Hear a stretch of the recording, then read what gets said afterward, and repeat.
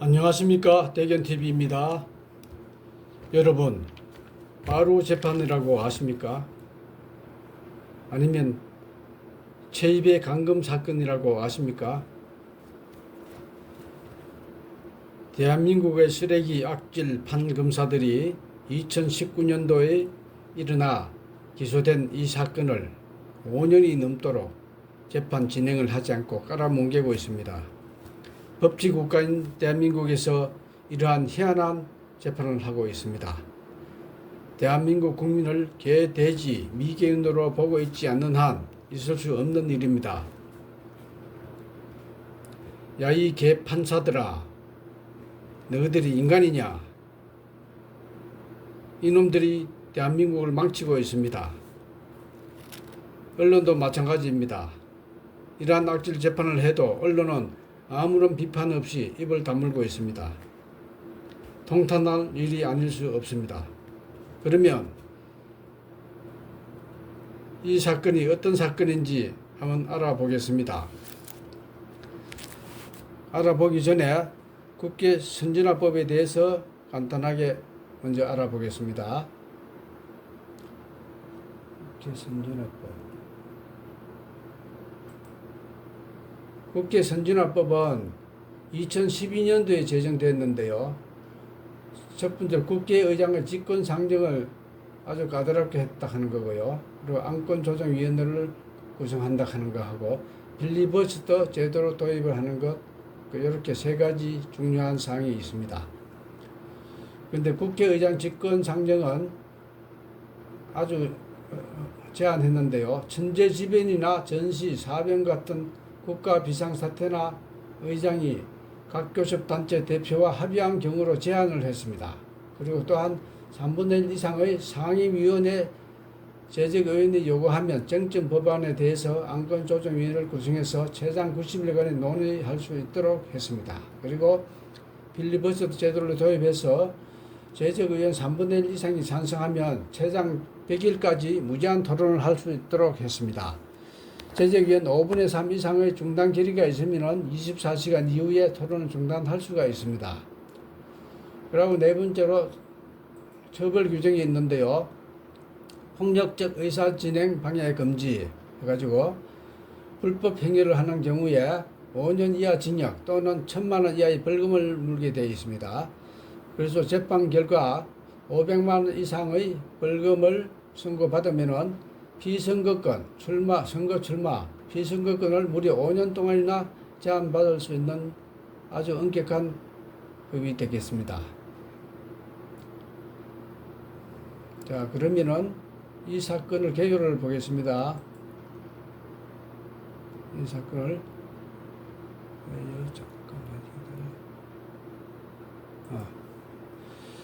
2019년 선거법 공수처법 패스트트랙 파동입니다. 요게 선거법 공수처법 패스트트랙 파동인데 요게 4월 22일부터 4월 30일까지 일어난 일입니다. 패스트트랙 지정을 하는데 지정을 못하게 자유한국당 의원들이 방해를 해가지고 폭력적으로 방해한 그 사건을 이야기하는 겁니다.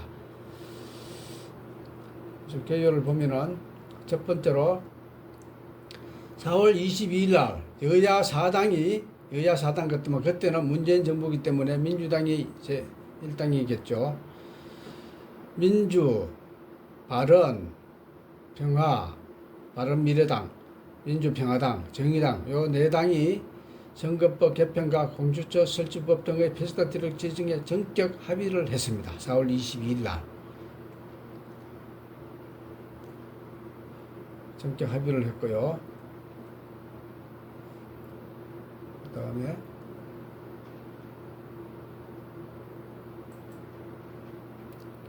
합의를 했는데 23일 날에는 각 여야 사당이 의원총회를 열어가지고 추인을 다 받았습니다.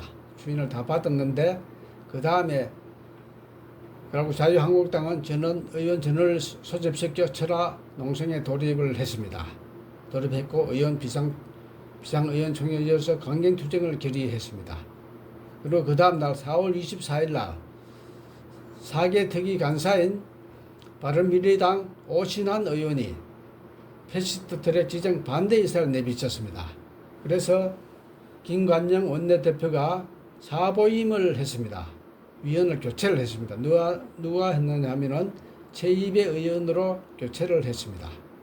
자, 이 과정에서 오전에 자유한국당 의원들은 오신환 의원에 대한 사보임을 막기 위해서 단체로 국회의장실을 찾아갔습니다. 현장은 고생이 오가면서 난장판이 되었고, 이 과정에서 문희상 의원이 이미자 한국당 의원을 성추행했다는 논란도 발생했고, 문희상 의원은 저혈당 쇼크를 증세를 보여서 여의도 병원에 입원까지 했습니다. 이미자 의원의 볼때기를 이렇게 만졌어요. 그리고 그 다음날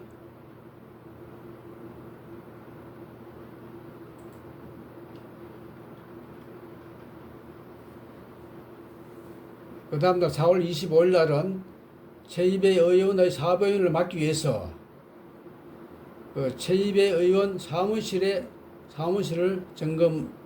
점거해가지고 감금을 했습니다. 그래서 이 사건이 최입의 의원 감금 사건이라고도 합니다. 이때 보면은 자유한국당 의원들은 국회 4층 정계특별위원회 회의실, 2층 사법기획특별위원회 회의장, 3층 운영회 회의실, 7층 의안과, 의사과, 의원회관 6층 하고 최입의 의원 사무실까지 동시에 점거를 했습니다. 그래가지고 최입의 의원이 112에 전화하고 119에 전화하고 해가지고 경찰과 소방관이 출동해가지고 나서 겨우 풀려났습니다. 이 사건이 최입의 의원 감금 사건입니다.